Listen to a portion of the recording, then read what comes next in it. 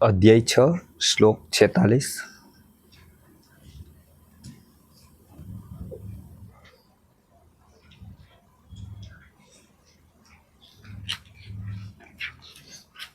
गुरुर्ब्रह्मा गुरुर्विष्णु गुरुर्देवो महेश्वरः गुरुः साक्षात् परब्रह्म तस्मै श्री गुरवे नमः।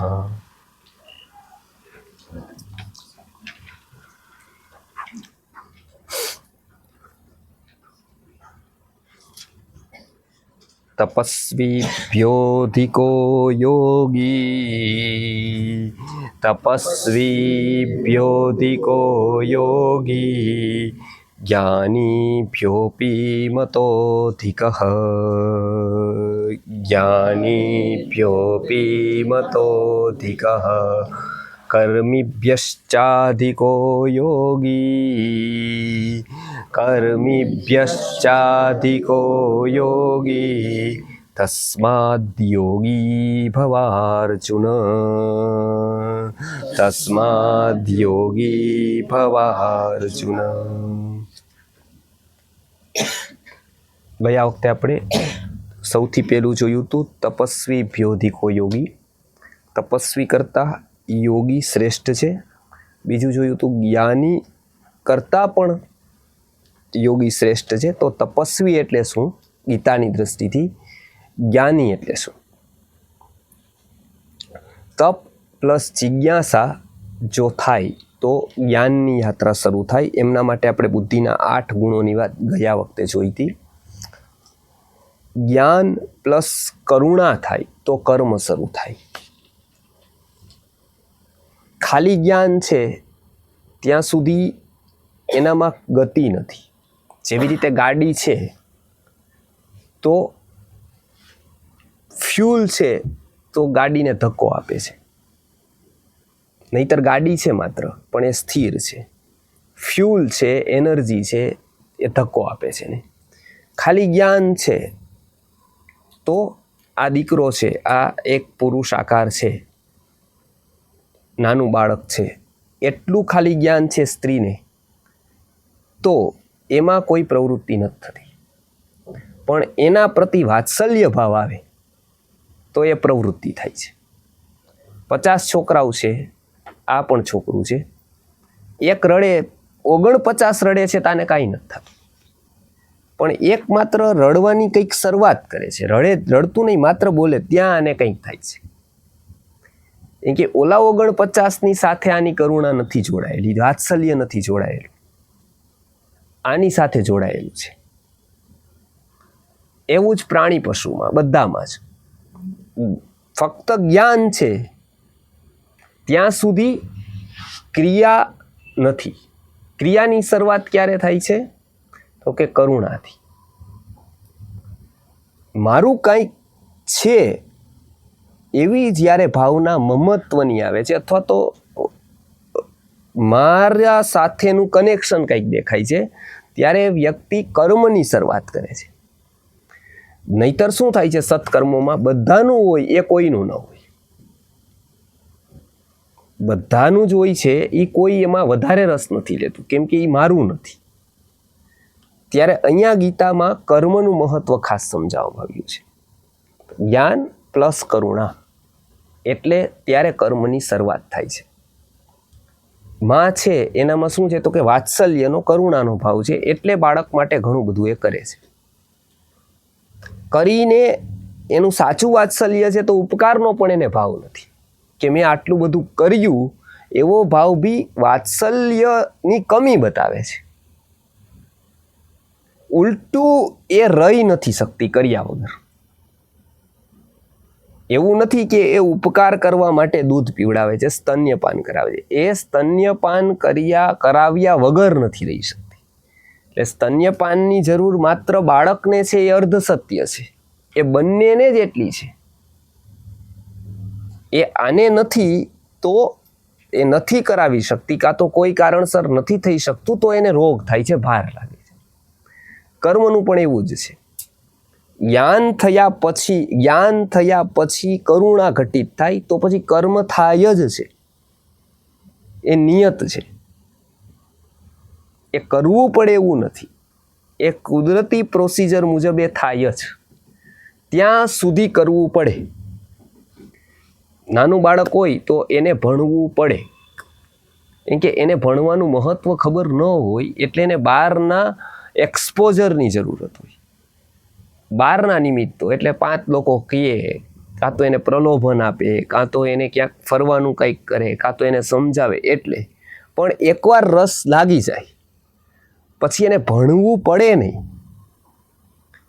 ખુદ જ પુસ્તક હાથમાં લે, ખુદને જ રસ લાગે, એ મેચ્યોરિટી થાય ત્યારે.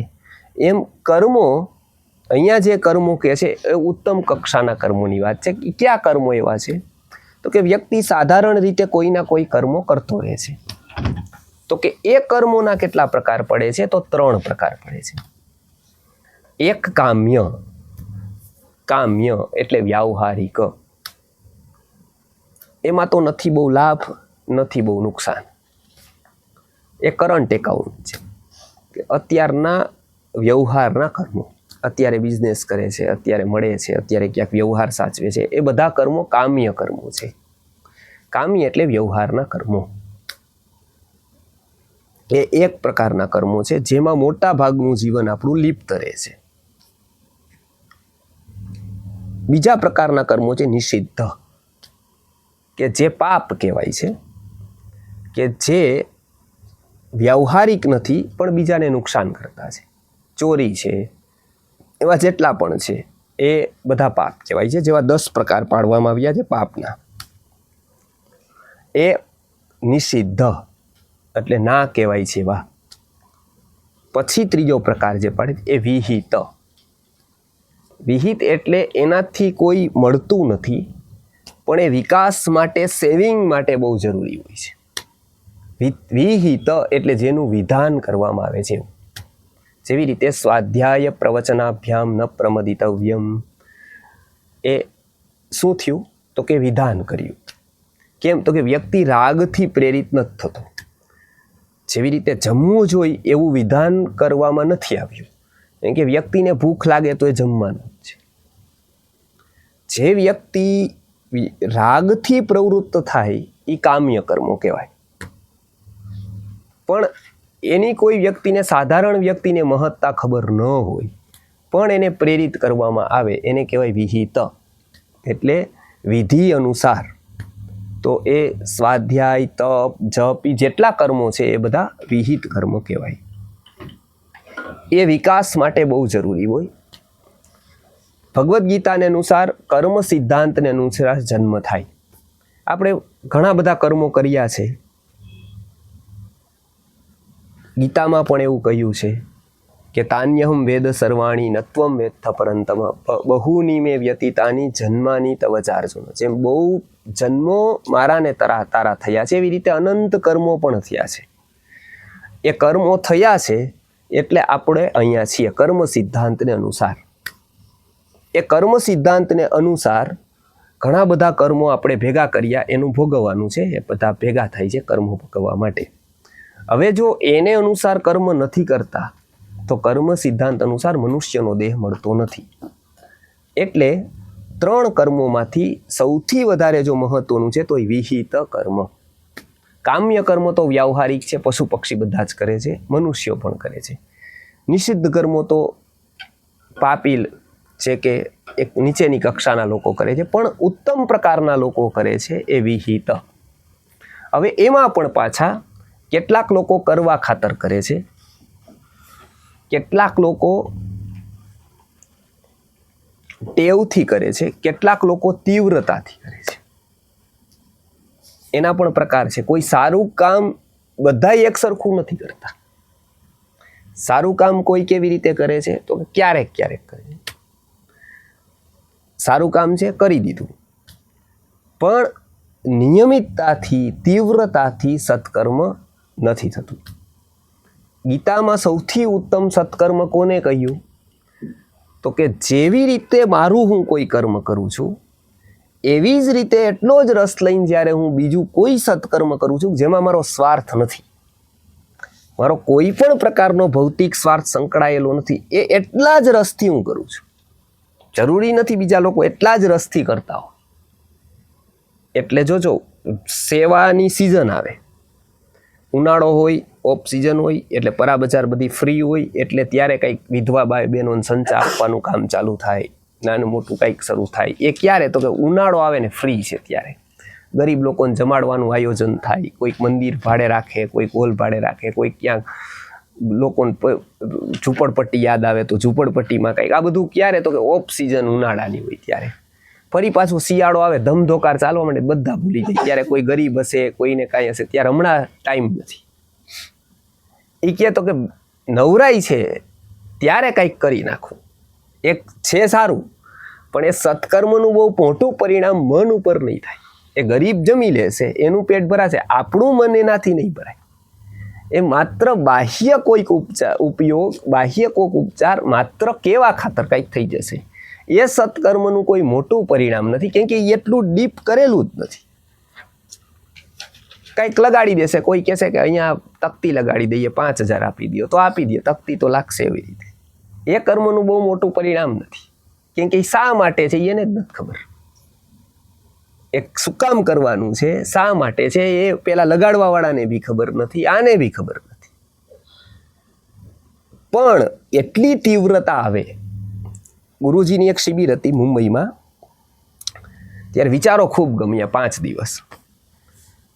એટલે 5-7 લોકોએ પ્રતિભાવ એવો આપ્યો કે આ વિચાર તો ખૂબ સરસ છે અને મુંબઈને આની જરૂર છે વર્ષો પહેલા, પણ ડોનર મળવા જોઈએ નિયમિત. અમારા બધા કાર્યક્રમો અહીં નથી થતા કેમ કે ડોનર નથી મળતા. એટલે ગુરુજીએ સરસ જવાબ આપ્યો. એમને કીધું કે તમારો દીકરો હોસ્પિટલમાં હોય, એને ઓક્સિજનની જરૂર હોય, કાં તો કોઈ બીજી દવાની જરૂર હોય, ત્યારે તમને એવું લાગે કે ડોનર મળશે તો હું દીકરાની સારવાર કરીશ, કે ડોનર ગોતું પહેલાં. ત્યારે તમે ફાઇલ પોતાની મૂકો. પોતાની ફાઇલ મૂકીને કહો કે આમાંથી જે થશે એ જેટલા ટકા થશે એટલા ટકા એ હું લઈશ અને હું આની સારવાર કરીશ. કેમ? ત્યાં મારાપણું જોડાયું. અહીંયા સારાપણું જોડાયું, પણ મારાપણું નથી જોડાયું. એટલે તમે પેલો વિચાર કરો, ડોનર કોક. શરૂઆત ક્યાંથી થાય? તો કે છેલ્લેથી થાય. કોક કરશે ત્યાં સુધી હું નહીં કરું. એ કરશે તો બરોબર. એનાથી શું થયું? ક્લિયર નથી કર્મની વ્યવસ્થા. જો એને ખબર હોત કે આનાથી મને ફાયદો છે, ખર્ચો નથી, તો એ શરૂઆત પોતાનાથી થાત, કોકનાથી નો થાત. કોઈ શેરનો ભાવ 3 ગણો વધવાનો છે એવી વ્યક્તિને ખબર પડે તો એ પેલા બીજાને ફોન કરીને ગામવાળાને કહે કે લઈ લ્યો શેર, લઈ લ્યો શેર. એને પાકો કંપનીથી ફોન આવી જાય કે 3 ગણા ભાવ વધી જવાના છે, આઈપીઓ આવ્યો છે, શેર લઈ લ્યો. તો એ પોતે લઈ લે કે બીજાને કહેતો ફરે? જો એને પાકું, હા, એ બીજાને કહેતો ફરે માનવાનું કે ડાઉટ છે વધશે કે નહીં. જો એને ક્લિયર છે કે વધવાના જ છે, તો એ બધું મૂકીને પણ પેલા શેર લઈ લે. એ સોનું બોનું પછી પેલા શેર લઈ લ્યો. કેમ? તો કે એને વિશ્વાસ છે કંપનીના માલિકના શબ્દો ઉપર, કે કોઈ પણ એક્સપર્ટના શબ્દો ઉપર. એ વિશ્વાસ છે ને, એ વિશ્વાસ એને કરાવી દે છે. એવી જ રીતે જ્યારે ઈશ શક્તિ ઉપર વિશ્વાસ ઘટિત થાય છે ને, ત્યારે જ વ્યક્તિ સત્કર્મમાં આત્મવિશ્વાસ ઘટિત કરી શકે છે. નકર વ્યક્તિને ક્યારેય આત્મવિશ્વાસ આવતો જ નથી. એ હંમેશા કોકને શોધતો રહે છે. કોક કરે, બસ સારું કામ છે, એ કોકનાથી શરૂઆત કરું, મારું કામ મારાથી શરૂઆત. લગ્ન મારા છે, મારા કોઈ સગા દીકરાના છે, કોઈના તો મારે કરવાના. સારું કામ કોને કરવાનું? મારે કંઈક બાંધવું તો કોને? તો બીજાએ કરવાનું. તો શરૂઆત બીજાથી થાય. કેમ? તો કંઈ બધાનું છે. તો જે મારો પ્રોબ્લેમ મને મારો લાગે, એમ સંસ્કૃતિનો પ્રોબ્લેમ જ્યારે મને મારો લાગે, ત્યારે વિકાસ પહેલી સીડી આવ્યો કહેવાય. ત્યારે વ્યક્તિ કોઈ સામે ન જોવે, ત્યારે વ્યક્તિ શોધવાનો નીકળે કે કોણ કોણ કરે છે. ત્યારે ગુરુજીએ સરસ જવાબ આપ્યો કે તમને એવું લાગતું હોય કે આ સત્કાર્ય છે ને આ વિચાર બહુ જરૂરી છે, તો તમે ક્યારેય શોધવાનો નીકળો છો, મતલબ હજી તમે વિચારનું મહત્વ નથી સમજ્યા. હું નથી નીકળો કોઈ શોધવા. એવું એમને પોતે કીધું કે હું કોઈને શોધવા ન નીકળો કે કોક મળે પછી હું ચાલુ કરું. મેં મારું હતું એટલું બધું લગાવીને શરૂ કર્યું. કોઈકનું કોક જોશે, કોકને જોડાવવું હશે ઓકે, નહીં જોડાવવું હોય કાંઈ વાંધો નહીં, એમાં મારું કોઈ પ્રેશર નહીં હોય. એ નહીં જોડાય તો મને એવું દુઃખ નહીં હોય કે હું આટલું કરું છું ને બીજું કેમ કોઈ જોડાતું નથી, એ દુઃખ પણ મને નહીં હોય. ઓકે, મેં મારું કામ કરી દીધું. માને એવું ન થાય કે હું મારા દીકરા માટે આટલું કરું, આખું જગત જોવે છે ને બીજું કોઈ કાંઈ નથી કરતું. એનું વાત્સલ્ય જોડાયેલું એ જોવે કે ભાઈ આ રડે છે અને હું સાંભળું છું, હું ઉઠું છું, પાડોશી કોઈ ઉઠતા જ નથી, બીજું કોઈ નથી ઉઠતું, બીજું કોઈને દવાખાને નથી લઈ જતું, આખું જગત છે આવું, આખી બિલ્ડિંગ વાળા લોકો છે, બીજું કોઈ દવાખાને નથી લઈ જતું, હું જ લઈ જાઉં છું, એવો વિચાર એને ન આવે. એમ કે એનું વાત્સલ્ય ત્યાં જોડાયેલું છે. જો વાત્સલ્ય નથી તો આવો વિચાર આવે. જો એ ભિખારીન છોકરાની વાત હોત તો એને 100 વિચાર આવત કે આ હું જ કરું છું આનું. બીજા કોઈને કાંઈ પડેલી છે, ગરીબો ઉપર કોઈને દયા ખરી, કોઈને કાંઈ માનવતા છે, આ ગરીબને કોઈ નથી લઈ જતું, કેમ કે ત્યારે એનાથી જુદો છે. ગરીબ ત્રીજી વ્યક્તિ છે, ત્યારે એને ફરિયાદ છે કે હું એકલો જ આટા મારું છું, હું એકલો જ ધક્કા ખાઉં છું. ગરીબ માટે કોઈને કાંઈ છે, હું એકલો જ જો આ છોકરાને લઈને 3 વાર 10 વાર ગયો, 11મી વાર એનું મન જાય બીજા બાજુવાળા પૂછી લે ને એકાદ વારી લઈ જાય સારું, પછી થાય, પછી આપણે કહીએ ખરા કે આમાં જો ગરીબનું અમે જ કરી, બીજા કોઈ કંઈ કરતા જ નથી, બીજા કોઈને લેવા દેવા જ નથી, કળિયુગ આવી ગયો છે. એ જ જગ્યાએ મારો દીકરો હોય, મારું કોઈ હોય તો હું જ કરું એવો પ્રશ્ન ન થાય, બીજું કોઈ કરતું નથી.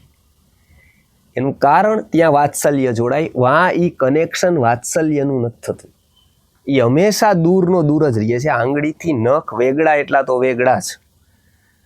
એ મારાપણું એમાં જોડાયેલું નથી, સારાપણું અવશ્ય જોડાયેલું છે. જ્યાં સુધી માત્ર સારાપણું જોડાય ત્યાં સુધી માત્ર સામાન્ય સત્કર્મ રહે, ચેતના ઉપર એની અસર ન થાય. જેવી રીતે બોલ આવે, ટપવો પડે, પછી કઈ દિશામાં જાય એ ખબર ન પડે. કઈ આ દિશામાં બી જઈ શકે, આ દિશામાં બી જઈ શકે, આ દિશામાં, એ એવા કર્મો હોય, એનું કઈ નિશ્ચિત નથી એ સત્કર્મનું.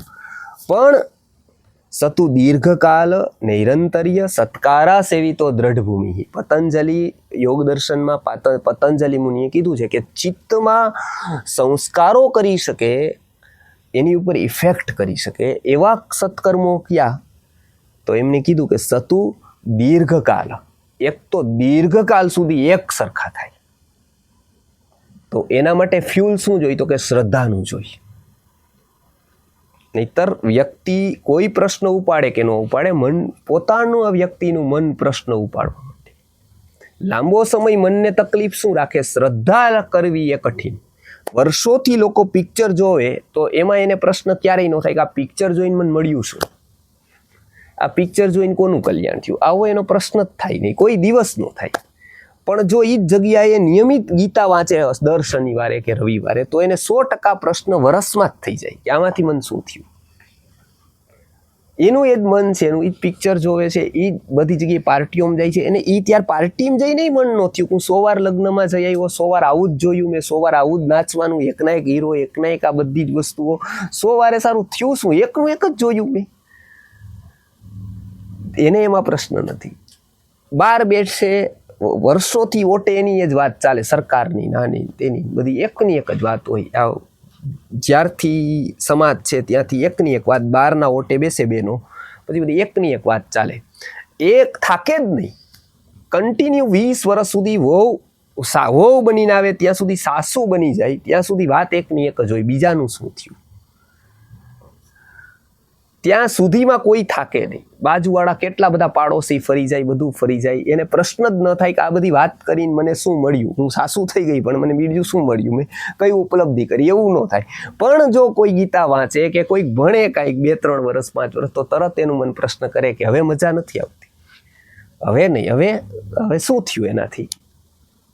લાંબો સમય સુધી મન મનોરંજન કરી શકે, લાંબો સમય સુધી મન દ્વેષ કરી શકે, લાંબો સમય સુધી મત્સર કરી શકે, પણ લાંબો સમય સુધી શ્રદ્ધાનો ટકાવી શકે.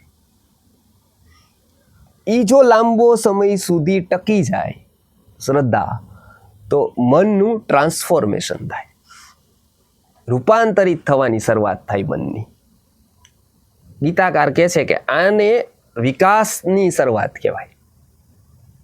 એ મન છે એનો સ્વભાવ બદલી દે, પછી લોંગ ટર્મ સુધી રહે પછી એ સ્વભાવ બદલી દે, એને રૂપાંતરણ કહેવાય.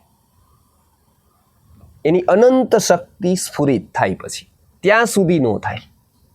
પાણી છે એ 99 ડિગ્રી સુધી ગરમ થાય ત્યાં સુધી પાણીનું પાણી જ રહે, ત્યાં સુધી પાણીની શક્તિ પણ સીમિત જ રહે. એ પ્યાસ બુજાવી શકે, ટ્રેન ન ચલાવી શકે, એન્જિન ચલાવવાની શક્તિ પાણીમાં નથી. પણ જો લોંગ ટર્મ સુધી એને ગરમી મળે તો પાણીનું રૂપાંતરણ 100 ડિગ્રીએ જાય એટલે નિશ્ચિત થાય કે પાણી બાષ્પમાં રૂપાંતરિત થાય, વરાળમાં રૂપાંતરિત થાય. પાણી કરતાં હજારો ગણી શક્તિ વરાળમાં થઈ જાય. એ ટ્રેન ચલાવી શકે, એન્જિન ચલાવી શકે, પાણી જ છે. પેલા પાણી નહોતું કરી શકતું, પણ પાણી ઉપર પ્રક્રિયા થઈ. ગીતા પણ સત્કર્મ માટે એવું કહે છે, લાંબો સમય સુધી સતું દીર્ઘકાલ. યોગ દર્શનમાં શું કીધું? દીર્ઘકાલ સુધી એક સરખા સત્કર્મની પ્રોસેસ મન ઉપર થાય તો ત્યારથી રૂપાંતરણ થવાની શરૂઆત થાય, ત્યારથી અનંત શક્તિ બહાર આપવાની શરૂઆત થાય. ત્યાં સુધી શું છે? ત્યાં સુધી વ્યક્તિને દ્વેષ છે, મત્સર છે, દ્વેષ છે, ઈર્ષ્યા છે. ત્યાં સુધી વ્યક્તિની બધી જ શક્તિ કવર્ડ છે. ત્યાં સુધી કેન્દ્રમાં બીજો છે. ઈર્ષ્યાનું કારણ શું છે? એ કેન્દ્રમાં બીજો છે. બીજો શું કરે છે? બીજો કેટલો આગળ વધી ગયો? મારી સાથે હતો, મારી આગળ વધી ગયો. બસ એ જ એના દુઃખનું કારણ છે. એના દુઃખનું કારણ એ નથી કે પાછળ છે, એના દુઃખનું કારણ એ છે કે બીજો આગળ છે. આગળ એ પોતે ક્યાં છે એનો પ્રશ્ન જ નથી, બીજો ક્યાં છે એ જ એનો પ્રશ્ન છે. એની એક સરસ વાત માતલી અને કાલિદાસના જીવનમાં છે. અત્યારે લગભગ આપણે બાળકોને પણ આજની શિક્ષણ વ્યવસ્થાથી જ શીખવીએ છીએ કે તારે પહેલું આવવું છે, મતલબ તારે ભણવું છે એ એટલું મહત્વનું નથી. તું એકલો હો અને ભણી લે એટલું મહત્વનું નથી. પહેલો આવવો છે, મતલબ બીજા બધાય પાછળ રહેવા જોઈએ, તારે પહેલી ક્યુમાં બેસવા. તારે ભણવાનું, સારું શીખવાનું એ બધું ગૌણ છે. એ કદાચ નહીં શીખે તોય ચાલશે. પહેલું આવવાનું છે. પહેલું આવવાનું છે એ આનંદ એ છે કે એ એક જ આવે, બીજા બધા પાછળ રહી જાય. એટલે પહેલેથી જ એને રેસમાં ઉતારવાનું, પહેલેથી જ એના કેન્દ્રમાં હું નથી ગોઠવાતો, પહેલેથી બીજો ગોઠવાઈ જાય છે અને એ હરીફરૂપે ગોઠવાઈ જાય છે. એ ગોઠવાયો પહેલી વાર, પછી આખી પબ્લિક બધા જ હરીફો થાય છે. પછી ઘર હરીફ છે, ભાઈ હરીફ છે, બધા જ હરીફો છે. ક્ષેત્રો અલગ અલગ છે. કેમ તો કે પહેલું એક્સપોઝર શું થયું? હરીફાઈ. પહેલું આવવાનું છે. પહેલું સૂચન શું મળ્યું? તો કે પહેલું આવવાનું છે. માતલી અને કાલિદાસ છે એ સમયે બંને વિદ્વાન છે. કાલિદાસ છે એ નાટક લખે છે. પહેલાનો કાળ એટલે પહેલા નાટક લખાય, પછી પહેલા નાટક ભજવાય, પછી નાટક લખાય અને પછી રાજા પાસ કરે, પછી છપાય અને પછી વહેંચાય. સીધું કોઈ છાપી દે એવું ન ચાલે. પેલા સ્વીકારે પબ્લિક સ્વીકારે એવી ખબર પડે કે નાટકમાં સંખ્યા થઈ. નાટકને વન્સ મોર એવું કીધું બધાએ. એ વન્સ મોર આવે તો પછી એને છપાય, પછી વહેંચાય. એટલે કાલિદાસે એની માન્યતા છે, કાલિદાસ સરસ નાટક ભજવે છે ક્ષિપ્રા નદીને કિનારે. એટલે કાલિદાસે નાટક લખ્યું અભિજ્ઞાન શાકુંતલમ. હવે કાલિદાસ લખે છે, કવિ કાં તો લેખક લખે ને ત્યારે એ તટસ્થ નથી લખતો, ત્યારે ઈ બી યારે જોડાય છે એની સાથે. એટલે એની માન્યતા, એના વિચાર આ બધું સાથે જોડાય છે. એ તત્વજ્ઞાની હોય તો એવું લખી શકે કે દૂર રહે અને પોતે લખે, કેમ કે એ સાક્ષી ભાવે ક્યારેય રહ્યો જ ન હોય. એટલે એ ક્યારેય એવું ન લખી શકે કે જેને આપણે તટસ્થ કહેવાય, મધ્યસ્થ કહેવાય. એટલે એની માન્યતા એવી છે એ કિંગ ડઝ નેવર રોંગ. અને એ માન્યતા હજી સુધી કેટલાકની ચાલે છે. સરકાર કરે એ સાચું, બરાબર. એ કિંગ ડઝ નેવર રોંગ. એ જે કર્યું હશે એના કારણ 1000 હશે, એ લીલા કરેલી હશે ને, બાકી એ કરે સાચું. બાકી બધામાં તોડજોડ થાય, બાકી બધામાં કાંઈ ને કાંઈ પૂછવામાં આવે, કંઈ ને કંઈ વાદ વિવાદ થાય, કંઈ ને કંઈ પ્રશ્નાર્થ થાય. કોઈ કંઈક કરે એટલે પ્રશ્નાર્થ જ ન થાય. એટલે એની માન્યતા આવી, કિંગ ડઝ નેવર રોંગ. હવે કાલિદાસ છે એ અભિજ્ઞાન શાકુંતલમ ભજવે છે ત્યારે એક પ્રસંગ એવો આવે છે દુષ્યંતનો. દુષ્યંત રાજા છે, શકુંતલા પાસે જાય છે. કણવ ઋષિની પાલિત પુત્રી છે, આશ્રમમાં રહેતી હતી, મોટી થઈ. ત્યાં દુષ્યંતને એની સાથે પ્રેમ થઈ ગયો. એટલે દુષ્યંત રાજકુમાર છે, સાધારણ રીતે એને બધું કીધું કે જેવી રીતે બીજા બધા યુવાન કહે છે હું સુખી કરી દઈશ, હું તને આમ કરીશ, તેમ કરીશ, રાજરાણી બનાવીશ, એવું કહીને વયો ગયો. પછી એને ભૂલી ગયો એવું કહેવાય. હવે ભૂલી ગયો છે એવું કાલિદાસ જો નાટકમાં બતાવે તો એની માન્યતાનો વિરોધ થાય. એની માન્યતા છે કિંગ ડઝ નેવર રોંગ. હવે અહીંયા એવું કહે તો પોતે જે વર્ષો સુધી કીધું છે એનો જ અહીંયા વિરોધ થાય. એટલે કાલિદાસ શું કર્યું કે નાટકમાં મહાભારતમાં વાત હતી નહીં, પણ વચ્ચે નાટકમાં એને ઉમેર્યું. શું પાર્ટ ઉમેરી દીધો? દુર્વાસાને લાવ્યા, દુર્વાસાની એન્ટ્રી કરાવેલી એને. બધું અસત્ય હોય ને તો સમાજમાં ન ચાલે, સાવ ખોટું ચાલે જ નહીં. પણ બીજું એક પક્ષ એવું કે જે સાવ સાચું ન ચાલે. માણસો જેવી રીતે સાવ ખોટું નથી સ્વીકારતા એમ 100% સાચું પણ નથી સ્વીકારતા. એને મસાલાવાળું જોઈએ છે. સોનું હોય ને એ 24 કેરેટનું હોય ને તો એવું કે છે કે ઓર્નામેન્ટ્સ નો કરે, એને આકાર જ ન આવે. એ આકાર આપવા માટે બીજી ધાતુ જોઈ. એમ જો 100% સત્ય કોક પીરસે તો એટલું બધું બીટર કડવું હોય કે એ સામાન્ય વ્યક્તિ એનાથી ભાગે. એટલે કાંઈક ફ્લેવર ઉમેરવા પડે. નારંગીના ઓલાન બધા ફ્લેવર ઉમેરે દવાઓમાં, સિરપમાં ને એમાં બધામાં. એટલે કાલિદાસ આ ફ્લેવર એડ કરે છે. એટલે એ દુર્વાસાને લાવે છે. દુર્વાસાને લાવીને નાટકમાં બતાવે છે કે દુર્વાસા ભિક્ષા લેવા આવ્યા છે શકુંતલાને ત્યાં. તો શકુંતલા બેઠી બેઠી વિચાર કરે છે દુષ્યંતના. એટલે ભિક્ષામ દેહી, ભિક્ષામ દેહી, ભિક્ષામ દેહી 3 વાર કીધું. શકુંતલાનું ધ્યાન જ નથી. એટલે દુર્વાસા ક્રોધિત થઈ જાય છે. દુર્વાસાનું પાત્ર એવું છે કે ક્રોધિત થઈ જાય છે. ક્રોધિત થઈને એને શાપ આપે છે. શાપ શેનું? કોઈ પણ વાત હશે મહાભારતની પુરાણની તો એ 2 પાટા ઉપર ચાલતી હશે, કાં શાપ હશે કાં વરદાન હશે. એટલે એ શાપ આપે છે. શું શાપ આપે છે કે તું જેનો વિચાર કરસ ને એ તને ભૂલી જશે. આટલી મોટી મહત્વનો વ્યક્તિ તારી સામે આવ્યો છે અને તને એની કેર નથી. તું જેનો વિચાર કરસ ને એ તને ભૂલી જશે. એટલે દુષ્યંત શકુંતલાને ભૂલી ગયો. એટલે લોકોએ કીધું કે વાહ, આખા સન્નાટો છવાઈ ગયો. ખૂબ લોકોએ તાલીઓ પાડી, વન્સ મોર. માટલીયા જોયું. માટલી એની સાથે ભણે છે અને એનો હરીફ છે. એટલે એને જોયું કે આ કાલિદાસ છે એ ઇતિહાસ નથી કહેતા, ઇતિહાસ મોડિફાઈડ કરીને કહે છે. એને જે બરાબર નથી લાગતું એ મિક્સ કરીને કહે છે.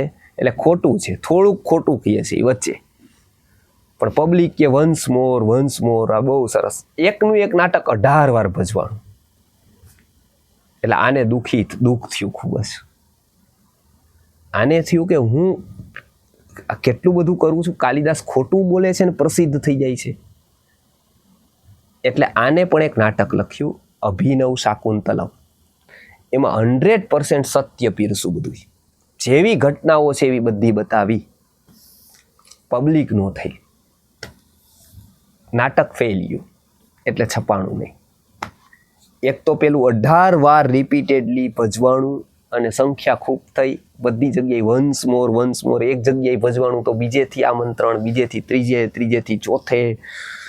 આ પત્રિકાઓ બહાર પાડે છે, આ ખોટું છે, ખોટું છે, ખોટું છે, બરાબર. કાલિદાસ મિશ્રણ કરે છે, મિક્સિંગ કરે છે. પછી એને કીધું કે આમ લોકો નહીં માને, મારે સત્ય દેવું પડશે. એમ કરીને પોતે અભિનવ શાકુંતલમ નામનું નાટક લખે છે. નાટક લખે છે એટલે એને થયું હું તો 100% સત્ય દેઉં છું. તો ઓનું 18 વાર ચાલ્યું ને, થોડુંક ખોટું હતું છતાંય 18 વાર ચાલ્યું. મારું તો સાવ સાચું છે 36 વાર ચાલશે, પણ એકય વાર ન ચાલ્યું. એટલે અતિ દુઃખ થયું. વ્યક્તિ જ્યારે હાર છે ને પચાવવી બહુ કઠિન છે. એ સામાન્ય મસ્તિષ્ક પચાવી શકતું નથી હારને. નિષ્ફળતા પચાવવી બહુ કઠિન છે. એ જો બહુ મોટું બનવું હોય ને તો નિષ્ફળતા આપણે પચાવી જાણીએ, નિષ્ફળતાનો આપણે સ્વીકાર કરી જાણીએ. નહીતર નિષ્ફળતા આપણું જીવન ઉદાસ કરી દે. ઈશ વિશ્વાસ અને આત્મવિશ્વાસ વ્યક્તિને ઘટિત ન થાય તો વ્યક્તિ નિષ્ફળતા ન પચાવી શકે. કર્મ વ્યવસ્થા ઉપર શ્રદ્ધા દ્રઢ ન થાય તો વ્યક્તિ નિષ્ફળતા ન પચાવી શકે. નિષ્ફળતા આવે તો વિચારવાનું છે કે મારા જ કોક પાપનો ઉદય હશે, મારા જ કોક. કેમ કે સફળતા પુણ્યના ઉદયથી મળે છે. પંચભી કામિતા કુંતી તદ્વધુરેવ પંચભી સતીમ વદતી લોકોયમ યશઃ પુણ્યૈર્વાપ્યતે. મહાભારતમાં કીધું છે કે કુંતી પંચભી કામિતા કુંતી, કુંતીના 5 પતિ, તદ્વધુરેવ પંચભી, દ્રૌપદી પણ એવી છે. છતાં સતીમ વદતી લોકોયમ, બેયની ગણતરી શેનાથી? તો કે સતીમાં. સતીમ વદતી લોકોયમ, આ લોકો બધા એને સતી કહે છે. તો કે શેનાથી કહે છે? તો કે યશઃ પુણ્યૈર્વાપ્યતે. પુણ્ય હોય તો વ્યક્તિ ખોટુંય કરે ને યશ મળતો જાય, અને પુણ્ય ન હોય વ્યક્તિ સાચુંય કરે યશ ન મળે. કે એ તો પોતાના માટે કરે છે. અને પેલા કેટલું ગુંડાગીરી કરે કે એ તો સારું એટલું જ કરે છે ને પાછું. લોકો કોને માનશે એ કહી શકાય નહીં. એટલે આને હતું કે તો સત્ય 100% પીરસું છું તો 36 વાર ચાલવું જોઈએ, એકય વાર ન ચાલ્યું એટલે આઘાત લાગ્યો એને. આઘાત લાગ્યો એટલે સરસ્વતીની ઉપાસના એ કરતો હતો. જોયું કે હવે આ જગત છે ને એને પારખવામાં મેં થાપ ખાઈ લીધી છે. આ હું માનું એવું કંઈ છે જ નહીં. એટલે એને સરસ્વતીની આરાધના કરતો તો જાપ શરૂ કર્યા કે હવે મારે આત્મહત્યા કરી લેવી. એટલો બધો ફ્રસ્ટ્રેટ થઈ ગયો, મારે જવાબ જોઈએ. જપ કરતો તો એક જ ધૂન લાગી કે આવું કેમ. એટલે એવું કહેવાય છે કે સરસ્વતીને એમને પૂછ્યું, જે એક જ પ્રશ્ન હતો, કાલિદાસ ખોટો હોવા છતાં પણ સફળ કેમ? એટલે સરસ્વતીએ સામે પ્રશ્ન કર્યો કે કાલિદાસ ખોટો છે એ તારી ફરિયાદ છે કે સફળ છે એ તારી ફરિયાદ છે? ફરિયાદની નીચે અંડરલાઈન કરો, આખી ફરિયાદ નથી. કાલિદાસ ખોટો છે એટલે જો તારી ફરિયાદ હોય ખોટા ગણાય છે, ત્યાં કેમ તારી ફરિયાદ નથી?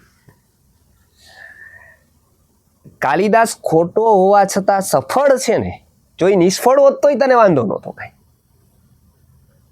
તો પણ તને વાંધો નહોતો, કેમ કે એ તો તારું મન એવું કહી દેત કે તો ખોટું છે, તો આ નહીં બરાબર છે, નિષ્ફળ છે. તો એને પ્રશ્ન એ કર્યો હતો કે જે હું વેદ ઉપનિષદમાં મેં વાંચ્યું સત્યમેવ જયતે એ સાચું, કે હું આ જીવનમાં જોઉં છું એ સાચું? સત્યમેવ જયતે એ વાંચું છું અને અસત્યને જીતતું જોઉં છું.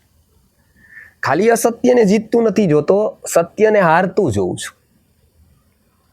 ખાલી એક જ પ્રશ્ન નથી કે અસત્ય જીતે છે, બીજો પ્રશ્ન સૌથી મોટો જો સત્ય હારી જાય છે. એટલે સરસ્વતીએ પેલા કીધું કે તું પેલા ક્લેરિફાઈ થા કે તને ફરિયાદ શેની છે? કાલિદાસ ખોટો છે એ ફરિયાદ કે કાલિદાસ ખોટો હોવા છતાં નિષ્ફળ છે એ ફરિયાદ? સફળ છે એ ફરિયાદ? કાલિદાસ ખોટો હોવા છતાં સફળ છે એ ફરિયાદ છે. તો હવે તું કાલિદાસને મૂકી દે, તારું વિચાર.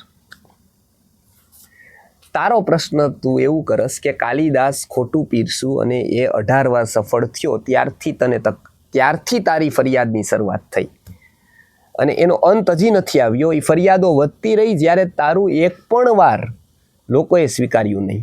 તો તું પેલી ભૂલ એ ખાસ કે લોકો સત્યના ચાહક છે, એવું નથી. સત્ય જીતે છે વાત સાચી, પણ આ જગતને સત્ય જોઈએ છે વાત સાચી નથી. જો જગતને સત્ય જોઈતું હોત તો જગતમાં આટલું દુઃખ જ ન હોત, તો જગતમાં આટલી તકલીફો જ ન હોત. જગતને મિક્સ જોઈશે ને કાં ખોટું જોઈશે. ઉલટું છે, જગતને બને ત્યાં સુધી સત્ય નથી જોતું. એટલે લોકોને સાચું નહીં સારું લાગે એવું જોઈશે. એટલે પહેલી તે ત્યાં થાપ ખાધી કે તું એવું માનતો હતો કે જગતને સત્ય જોઈશે અને એ સત્ય કાલિદાસ પીરસતો નથી, મિક્સ પીરસે, એટલે લોકો એને ડિસ્કાર્ડ કરશે કાં તો લોકો એને ઉપેક્ષા કરશે. એવું નથી. જો એવું હોત તો આટલા નાટક ન ચાલત, આટલી કાવ્યો ન ચાલત, આટલી કલ્પના ન ચાલત. જો જગત સત્યનું ચાહક હોત ને તો. સત્યના ચાહક થાય છે ને ત્યારથી એ જગતથી અળગા થઈ જાય છે. એટલે પહેલી વાત તે ત્યાં થાપ ખાધી. બીજી વાત, તે એમ કીધું કે ભાઈ મારું કેમ એકવાર ન ચાલ્યું, તો એ તું વિચાર. તું કેમ હંમેશા બીજો કાલિદાસ બનવા પ્રયત્ન કરસ? તું પેલો માતલી બન. તારી દોડ હંમેશા છે કે બીજો કાલિદાસ બનો, જ્યારે કુદરતે તમને બેયને અલગ અલગ બનાવ્યા છે.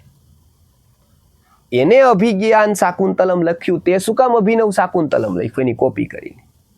તું હંમેશા શું કામ એને કેન્દ્રમાં રાખીને જીવન જીવસ? કાલિદાસ જે કરે તું બીજો કાલિદાસ નથી, ન થઈ શકીશ.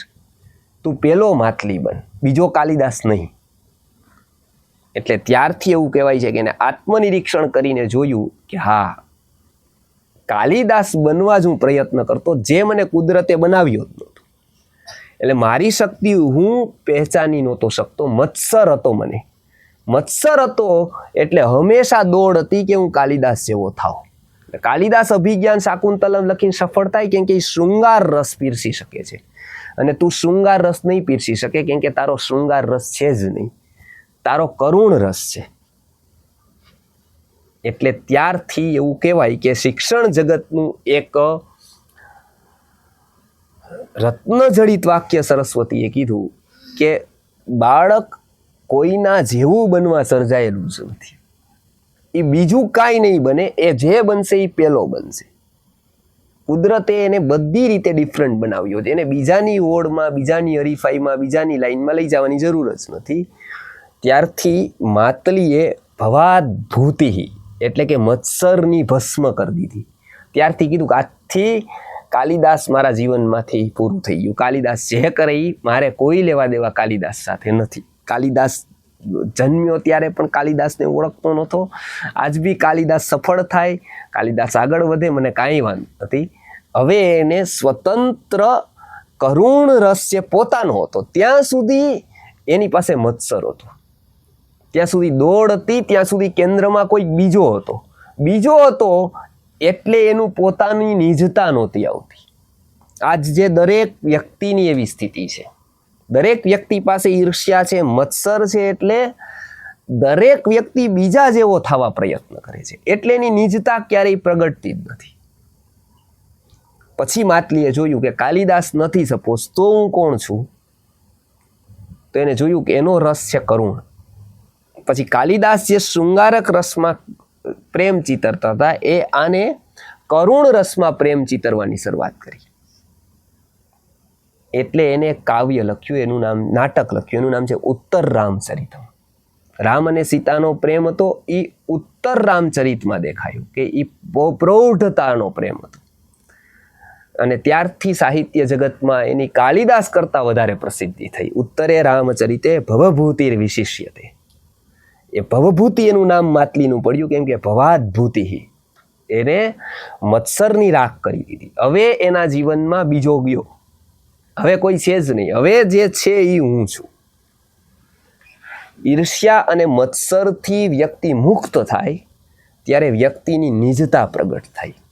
ત્યારે પોતે કોણ છે એનું જ્ઞાન વ્યક્તિને થાય. પોતાનામાં શું છે એની ખબર પડે. એ ખબર પડે તો સત્કર્મોની શરૂઆત પછી ત્યારથી થાય. ત્યારથી જે ઉગે એક પ્રભાવના ન હોય, કોઈના પ્રેશરના ન હોય કર્મો, પછી એની નિજતા ન હોય. પછી એ 10 લોકો નો કે અને 10 કદાચ વિરોધ કરે તો પણ એના સત્કર્મો એવા જ તીવ્રતાના હોય. એટલે ગીતાકાર અહીંયા પણ કર્મિભ્યશ્ચાધિકો યોગીમાં એવા સત્કર્મની વાત કરે છે કે જે દીર્ઘકાલ નિરંતર્યથી અને સત્કારથી થતા હોય. આવા સત્કર્મનું પરિણામ ગહન રીતે મન ઉપર થાય અને એવા જ સત્કર્મો વ્યક્તિની ચેતનાનું પરિવર્તન કરી શકે. આ 3 કેટેગરી કીધી. તપ પ્લસ જિજ્ઞાસા થાય તો જ્ઞાનની યાત્રા શરૂ થાય. જ્ઞાન પ્લસ કરુણા થાય તો કર્મની યાત્રા શરૂ થાય. હવે કર્મ પ્લસ સમર્પણ થાય તો ભક્તિની શરૂઆત થાય, જે આપણે આવતા વખતે લેશું. કોઈને પ્રશ્ન હોય તો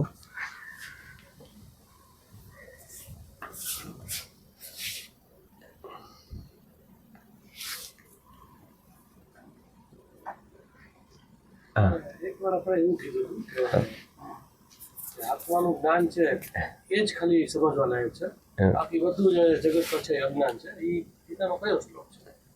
ઓકે, ગીતાકારે જ્ઞાનની વ્યાખ્યા કરતી વખતે કીધું કે અધ્યાત્મ જ્ઞાન નિત્યત્વમ તત્વજ્ઞાનાર્થ દર્શનમ એતજ જ્ઞાનમિતિ પ્રોક્તમ અજ્ઞાનમ યદતોન્યથા. શું કીધું એમને? જ્ઞાન એટલે જાણવા યોગ્ય. બરાબર, તો કે જાણવા યોગ્ય શું છે? તો કે અધ્યાત્મ જ્ઞાન નિત્યત્વમ, તત્વજ્ઞાનાર્થ જે દર્શન છે, અર્થાત તત્વજ્ઞાન માટે આત્મકેન્દ્રિત આત્મ વિષયક જે દર્શન શાસ્ત્રો છે એ જ્ઞાન છે, અર્થાત જાણવા જેવા છે. બરાબર, એ જ્ઞેય છે. અજ્ઞાનમ બીજું બધું છે, એ જાણો તો વાંધો નહીં, ન જાણો તો વાંધો નહીં, જ્ઞાનની કેટેગરીમાં નથી આવતું. બરાબર, એટલે ત્યાં કમ્પલસરી શું? બરાબર, એટલે એને ડિટેલમાં મેં વાત કરેલી કે અહીંયા કોઈ જગ્યાએ કોઈ જાય વ્યક્તિ, અહીંથી લખનઉ જાય, અહીંથી દિલ્હી જાય, તો સોદો કરવા જાય કોઈ, તો ત્યારે ફરજિયાત શું? તો કે મીટિંગ કરવી, સોદો કરવો ફરજિયાત. પછી પાર્ટીમાં જાય કે ન જાય, થિયેટરમાં પિક્ચર જોવા જાય કે ન જાય, બીજી મિત્રને ત્યાં જાય કે ન જાય, એ બધું ગૌણ છે. મુખ્ય કામ એનું શું છે? ત્યાં સોદો કરવા જવું, એની યાર પાર્ટી સાથે જે સમય લીધો એ સમયે પહોંચી જવું. બરાબર, એવું એક બધો વ્યવહાર એવી રીતે ચાલે છે. એમ ગીતા જે જ્ઞાન કહે છે ને, એ એવું કહે છે કે આખા જગતમાં જાણવા જેવું શું છે. એટલે એનો મતલબ એવો નથી કે બીજું ન જાણવું, પણ બીજું જાણવું કમ્પલસરી નથી. પાર્ટી કરવા જાય, કોઈક પાર્ટીને મળવા જાય, સોદો કરવા જાય દુબઈ, તો એવું નથી કે પિક્ચર જોવા ન જવું. પણ એવા ટાઈમે પિક્ચર જોવા ન જવું કે પાર્ટીને ત્યાં ગયા હોય એ પાછો બીજી જગ્યાએ વયો જાય. અહીંયા આપણે પિક્ચર જોવા જાય, 3 કલાક પિક્ચર જોઈને પાછા આવતા રહીએ.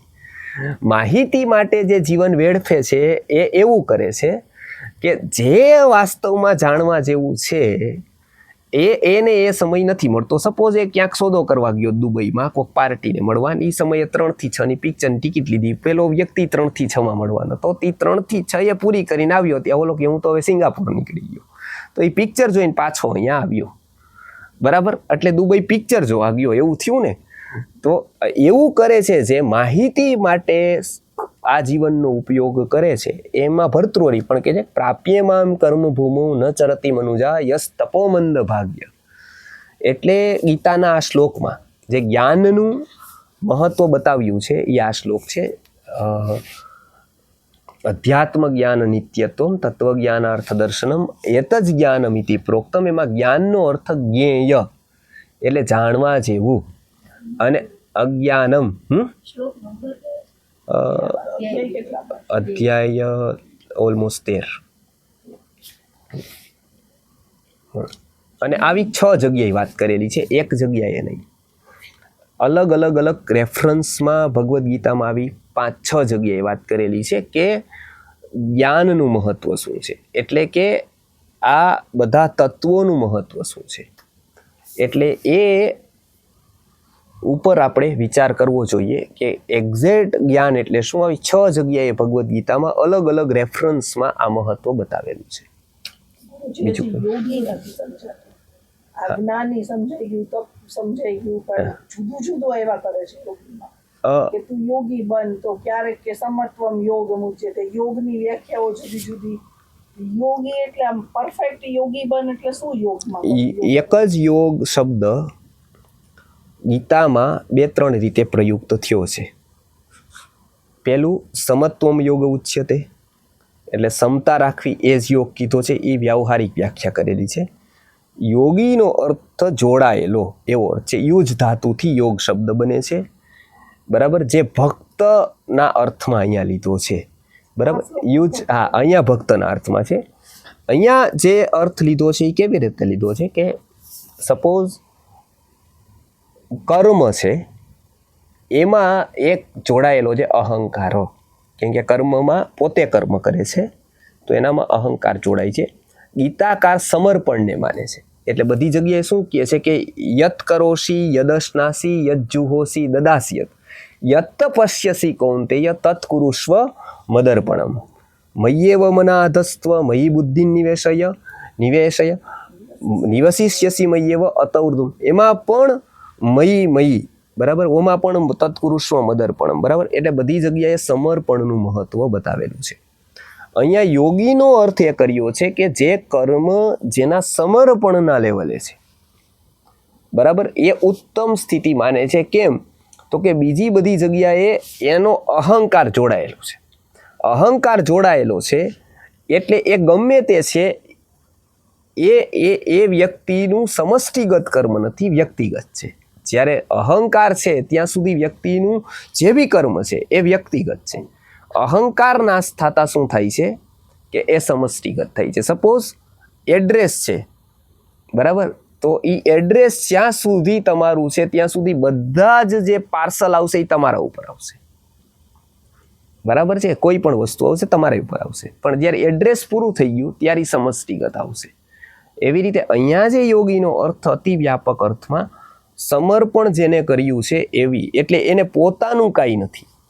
અને એ ગીતાની દ્રષ્ટિથી બહુ ઉત્તમ છે, જેમાં બ્રહ્મ નિર્વાણમાં પણ સ્થિત પ્રજ્ઞની વાત કરેલી છે કે એ ઉત્તમ સ્થિતિ એને કહેવાય કે જ્યારે વ્યક્તિ પોતે પોતાનું છોડતો એક સ્વાર્થ છોડવાની શરૂઆત કરતો એટલી ઉચ્ચ સ્થિતિએ જાય કે એનામાં બિલકુલ આસક્તિ ન રહે. એટલે ગીતાનું કોઈ કેન્દ્ર સેન્ટ્રલ પોઈન્ટ છે તો અનાસક્તિ યોગ, બરાબર, કેમ કે એને આસક્તિનું બિલકુલ વિલીનીકરણ થાય પછી બે નથી. ત્યાં સુધી શું છે, ત્યાં સુધી ગમે તેટલા નજીક છે, સેપરેટ છે, વિલીનીકરણ નથી. વિલીનીકરણ ક્યારે છે કે જ્યારે બિલકુલ અહંકાર નથી. એટલે એને કહેવાય છે ગીતાની દ્રષ્ટિએ સમર્પણ. ભક્તિની પણ 9 ભક્તિ છે, 9ધા ભક્તિ જેને કહેવાય છે. એમાં શ્રવણમ વંદનમ દાસ્યમ, શ્રવણમ કીર્તનમ વિષ્ણુ સ્મરણમ પાદસેવનમ અર્ચનમ વંદનમ દાસ્યમ સસખ્યમ આત્મનિવેદનમ. એમાં આત્મનિવેદનમ છે એ અહીંયા છે, એટલે કે સમર્પણમાં.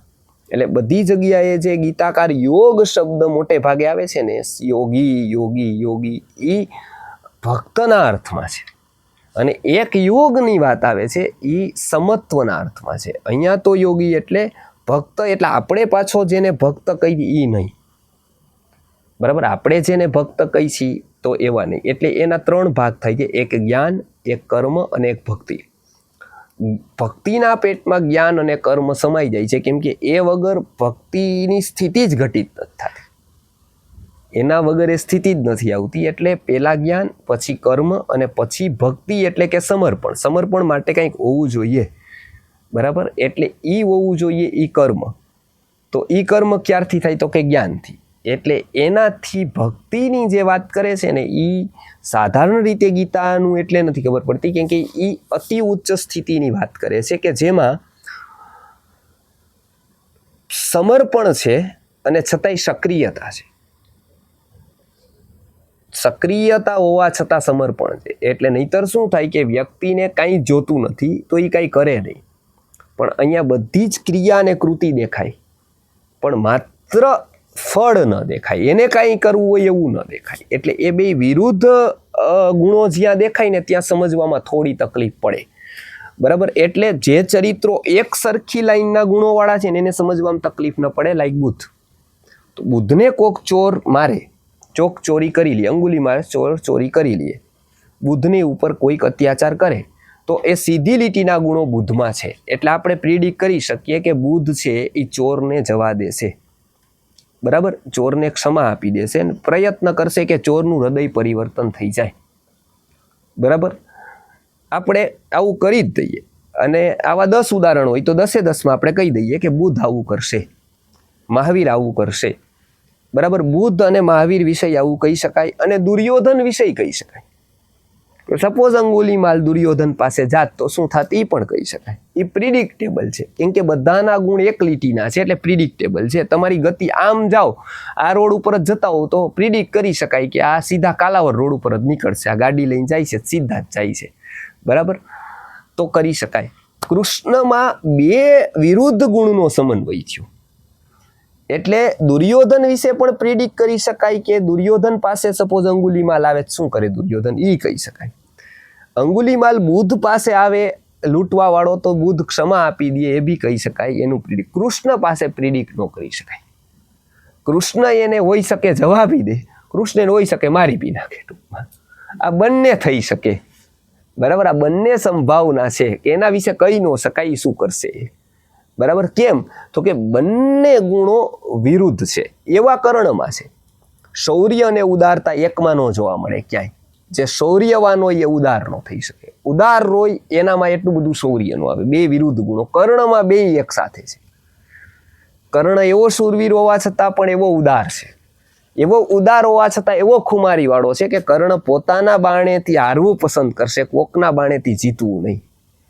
પોતાના બાણે લડીને કદાચ હારવું પડે તો વાંધો નહીં, પણ બીજાના ઉછીના બાણે કર્ણ લડાઈ જીતે તો એ કર્ણની મહાનતા જ ન કહે. કોઈના બાણે હું જીતું, કોઈના બાણેમાં લડવું જ નથી. આ ખુમારી કર્ણમાં જોવા મળે છે. એ કર્ણ એક એવું પાત્ર છે કે જેમાં વિરુદ્ધ ગુણો એક સાથે સંકલિત છે. કૃષ્ણમાં પણ એવું જ છે, એનામાં 2 ગુણો, એક ક્ષમા પણ એનામાં છે અને ન્યાયત્વ પણ એનામાં છે. આ 2 વસ્તુ સંભવે નહીં. ન્યાયાધીશ હોય ક્ષમાવાળો હોય તો ન ચાલે. હાલતા કોકને ક્ષમા કરી દે તો એ ન્યાય ન કરી શકે. ક્ષમાવાળો હોય તો ન્યાય ન કરી શકે કોઈને, કેમ કે બધાને ક્ષમા આપતો રહે તો એ ન્યાય ન કરે. કૃષ્ણમાં એ 2 છે. કૃષ્ણમાં એ ક્ષમા પણ આપી દે છે અને એ ન્યાય તોડે ત્યારે એવો તોડે છે કે એ પોતે પણ હોય તો એને ત્યાં ઊભો કરે છે, પોતાનો હોય તો પણ ત્યાં ઊભો કરે છે. એટલે કૃષ્ણ છે એ મહાભારતમાં અતિશય વિરુદ્ધ ગુણ એક જગ્યાએ આવી ગયા હોય એવું પાત્ર છે. ગીતામાં પણ એવું દેખાય છે. ગીતા એક તરફ એવું કહે છે કે આત્મા અમર છે, એક તરફ યુદ્ધનો ઉપદેશ કરે છે, બરાબર. આત્મા અમર હોય લડવાનું કોઈ પ્રયોજન નથી એ દેખાય છે એમાં. એક તરફ એવું કહે છે કે આત્મા જ સર્વસ્વ છે ને એક બાજુ એવું કહે છે કે આ બધા ગુણોનું મહત્વ છે વ્યવહારમાં, તો એ બંનેનું બેલેન્સ કરે છે. એ એવું કહે છે કે કોઈ પણ એકનું મહત્વ જ્યારે તમે બતાવતા હોય ત્યારે બીજો 0 નથી થતું. એ શું થઈ જાય છે તો કે ત્યારે એ કવર્ડ થાય છે. માત્ર તમે કોઈકને એકની વાત કરતા હોય ત્યારે બીજું 0 નથી થતું, એનું મહત્વ નથી એવું નહીં સમજવાનું. એટલે થોડી વસ્તુ ગીતાને અલગ અલગ પરિપ્રેક્ષ્યમાં સમજવાની છે કે એક કોઈ શ્લોકનો અર્થ કરી દઈએ એવું નહીં થાય. એક કોક શ્લોક એવું કહે, ઘણા લોકો મોટિવેશનલ સ્પીકર કહે છે કર્મણ્યવાધિકાર હસ્તે મા ફલે દુઃખ કદાચન. એવું કેમ થાય? કર્મ કરવાનું, ફળની આશા ન રાખવાની. તો આ ચાલે જ નહીં, કંપની કોઈ ન ચાલે. ઓલો કહે કે ભાઈ ચાલો હું કર્મ કરીશ, મહિનો દિવસ આવીશ, તમ તાર 25 ફળ મળવું હોય મળે એમ ટૂંકમાં.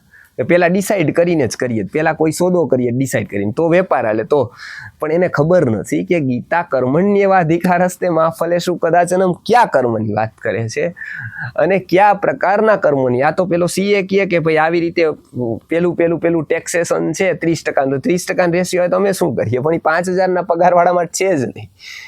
એ કયા લેવલના માટે છે? જે 5 કરોડ ઉપર જાય એના માટે 30-50% ટેક્સેશનની વાત છે. ઓલો 2000 વાળો પગારવાળો વિચાર વિચારે કે ઓહો 50% ટેક્સ છે, 60% આવું છે ને, આટલું આ પીએફ છે ને આટલું, આ તો મારો 1000 રૂપિયા પગાર છે તો 50 રૂપિયા હાથમાં હોય, પણ એના માટે કાંઈ છે જ નહીં, એને તો 1000 એના જ છે, એને તો ઉલટાનું ગ્રેસ કંઈક મળશે 100-200 રૂપિયા.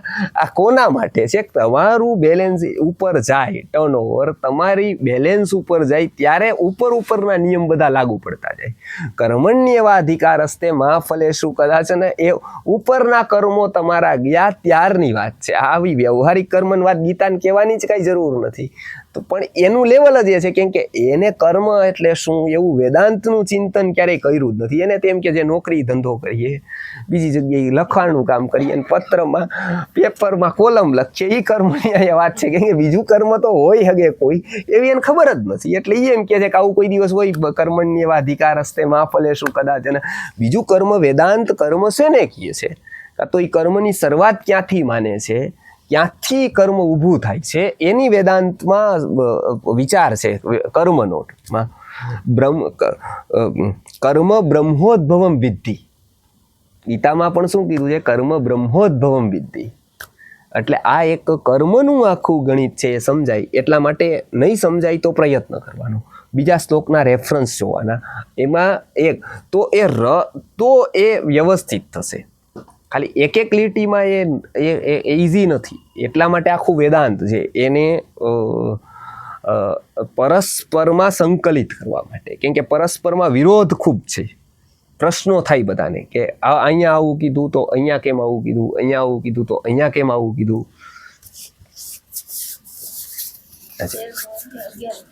હા,